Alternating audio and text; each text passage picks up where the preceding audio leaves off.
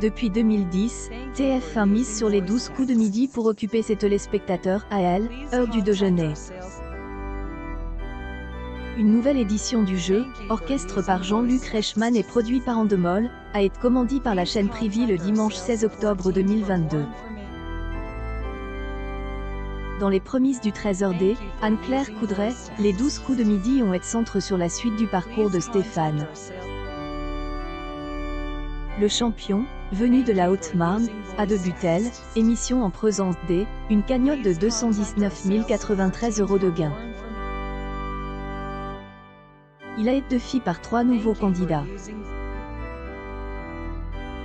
Le maître de midi a échappé à elle, élimination en 2 joueurs, Jeffrey, Charline et François. Stéphane S. est ensuite vu réserveur 5 questions par Jean-Luc Reichmann. Les mauvaises réponses se sont accumulées. La situation est telle que le maître de midi a viré à la banqueroute. Hélène a engrangé aucun gain supplémentaire.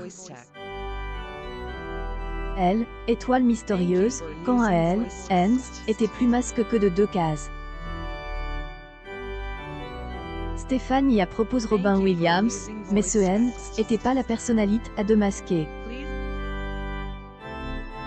Pour leur dernier jour de la semaine, les 12 coups de midi ont attiré 2,74 millions de téléspectateurs entre 11h51 et 12h44. Le jeu, venu en remplacement des « Attention à la marche depuis 2010 », a récolté une part de marche de 29 près de elle, ensemble du public.